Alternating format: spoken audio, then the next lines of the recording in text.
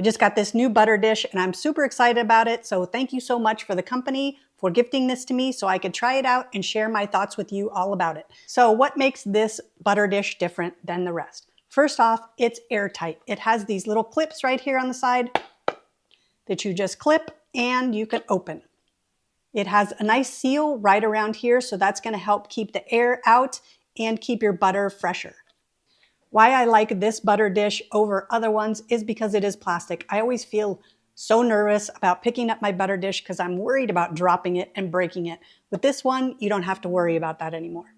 With this butter dish, you can fit 2 different sizes of butter. You can fit the longer, skinnier sticks or the shorter, fatter sticks.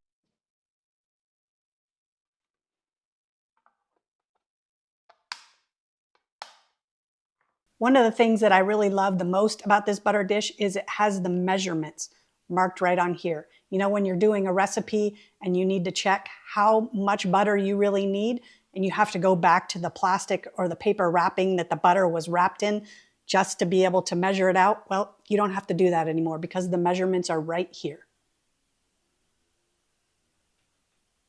And one of the other things that I really like about this butter dish is that it's really affordable.